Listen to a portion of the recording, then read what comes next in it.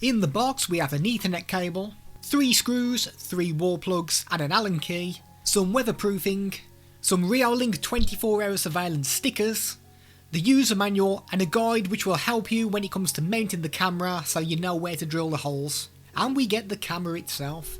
On the cable there's an Ethernet port, a power socket if you want to use a power supply, but this isn't needed as you can deliver power using just the Ethernet cable, as long as you have an NVR box, a POE switch or a POE injector to deliver power to the camera. There's also a reset button if you run into any issues. There's 3 holes which allow you to mount it to a wall or a fence.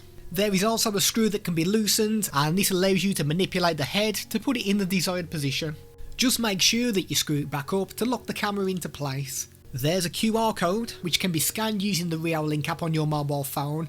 The username to gain access to the camera is admin and the password box is left completely blank. There's a plate on the back which hides a micro SD card slot and you can install the card up to 64GB in size and this allows you to store your footage. It is capable of up to 5 megapixels in resolution and it has 18 infrared LEDs on the front. It also comes with an inbuilt microphone to pick up audio. Setting up the camera through the app brought no issues whatsoever. We downloaded the Reolink app and we were asked to allow access to the phone. Once we're in, all we need to do was click on the plus in the top right corner to add the camera, allow the permissions and then scan the QR code on the camera itself. We created a login password which also changes the password on the camera. We gave it a name so it could easily be identified and we were all set up. If you want to record audio, you need to make sure you go into the settings and enable it because it's turned off by default.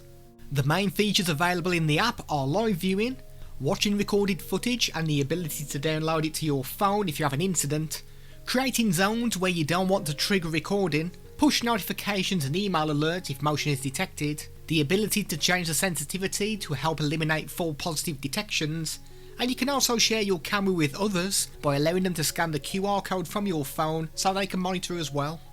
What we did notice with the app though is that it will only record the motion detected footage, so you must make sure that you got your sensitivity set right to make sure you don't miss anything. If you do want to record 24/7 then this is possible by using either the Reolink NVR box, a NAS box or even a PC using software like Blue Iris. You can access live and save footage as well as options to tweak the camera settings by going into your web browser and typing in the IP address of the camera. One thing we did notice is that it uses Flash to view live footage and Flash is ending support at the end of 2020, so we're unsure what's going to happen after this period. Taking a look at the actual footage in the highest resolution and at 30 frames per second in daylight brings really good results. Movement of the cat is fluent and everything looks really crisp. Here is footage from our Dahua 3 megapixel camera which is running at 20 frames per second in the day, and again this brings really good results with everything looking pretty crisp. Now putting the images from both side by side, and it would be very difficult to choose a clear winner between the two as they're both very impressive. The colours on the Reolink look more natural, but they both perform really well in daylight. Taking a look at the nighttime footage once again brings pretty good results. What we did notice is that we could see ourselves pretty well the further into the garden we went. When we came close to the camera, then the IR lights are washing us out and we look really white. The only option we have with the IRs is to either turn them on or turn them off, so this cannot really be changed. But if you are at distance from the camera, then the IR lights do a decent job of brightening up the back of the image. The Reolink, in my opinion, does a much better job than the Dahua camera when you're further away from it. The ghost of the image of us looks less apparent, but when you begin to move closer to the camera, then the Dahua produces the better image. So it's worth having to play around when you're installing the Reolink just to make sure that you're pointing the camera so the IR lights don't cause too much of an issue.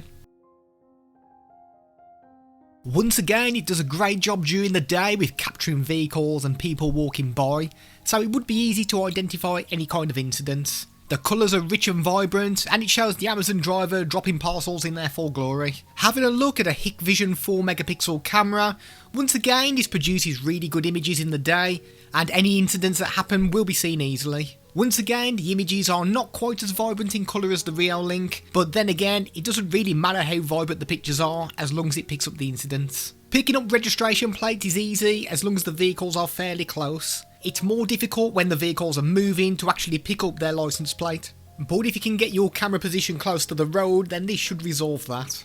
Checking out the nighttime footage brings some decent results, but there is some pixelation to the image. The IR lights do a good job of brightening the image, although it does produce a lot of glare on the registration plates of the cars, meaning it's impossible to read them. Even though the camera is set at 30 frames per second, it doesn't look as though we get near that frame rate when it's dark. The Hikvision has less pixelation on the image, and the frame rate looks smoother even though it's running at 20 frames per second. There's more visible ghosting of people the further they are away from the camera, which looks more obvious compared to the Reolink. Putting them side by side shows the ghosting. The more light you can get outside, the better your overall image will look, and this should bring less motion ghosting on either vehicles or people walking past.